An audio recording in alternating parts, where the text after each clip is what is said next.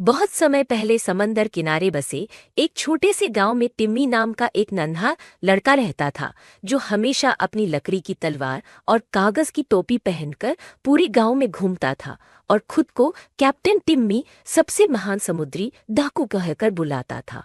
उसका सबसे अच्छा दोस्त और साथी था रॉनी, एक तोता जो बोल सकता था, मजाक कर सकता था और कभी कबूत।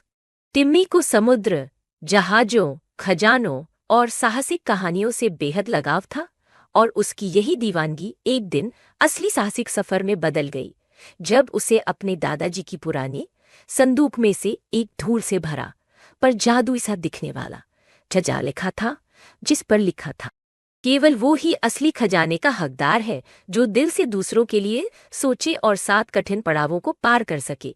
रॉनी ने अपने पंख फड़फड़ाए और कहा, तैयार हो जा कप्तान, यह कोई खेल नहीं, असली समंदर का बुलावा है।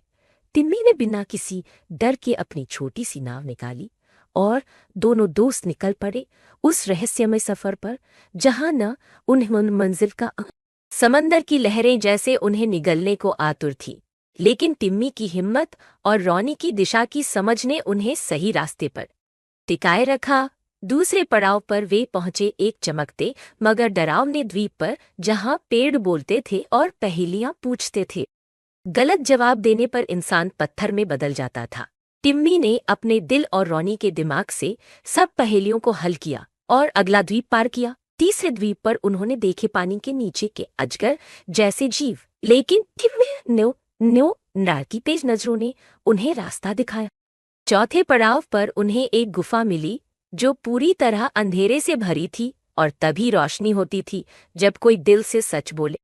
चौथे पड़ाव टिम्मी ने स्वीकार किया कि वह खजाना अपने लिए नहीं, उन सभी बच्चों के लिए चाहता है जो भूखे हैं, जिनके पास खेलने को खिलौने नहीं हैं और जो कभी सपने नहीं देख पाते। पांचवें पड़ाव पर उन्हें अपना सबसे बड़ा डर झेलना पड़ा, अकेलापन, असफलता और यह डर कि क्या मैं वाकई डाकू बनने लायक हूँ। लेकिन रॉनी ने उसे दिलासा दिया, एक सच्चा डाकू लड़ाई नहीं, इंसानियत से जीतता है। छठे पड़ाव पर उनकी याददाश्त चली गई, लेकिन रॉनी की एक कहानी, अकेलापन, असफलत, जिसमें टिम्मी ने गांव की एक बच्ची की मदद की थी, सुनते ही टिम्मी को सब कुछ याद आ गया।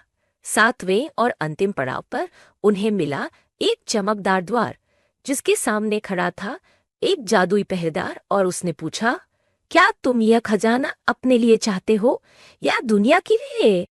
टिम्मी ने कहा, मैं इसे उन बच्चों के लिए चाहता हूँ जो सपने तो देखते हैं पर कभी उन्हें पूरा नहीं कर पाते। तभी वो दरवाजा चमका और खुल गया। सामने था खजाना, लेकिन उसमें सोना चांदी नहीं, बल्कि किताबें, स्वादिष्ट खाना, सुंदर कपड़े और जादुई खिलौने थे, जिन पर लिखा था, मैं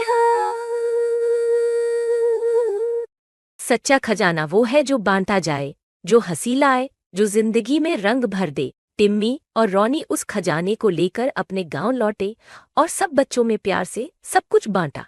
गांव में फिर कभी कोई बच्चा भूखा नहीं सोया, सबके पास किताबें और खेल थे, और हर बच्चा सपने देखने और उन्हें जीने लगा। और तब से गांव के बच्चे कहने लगे, टिम्मी सच्चा खजाना वो है जो बांटा जाए, जो हंसी लाए, जो जिंदगी में रंग भर दे। टिम्मी और रॉनी उस खजाने को लेकर अपने गांव लौटे और सब बच्चों में प्यार से सब कुछ बांटा।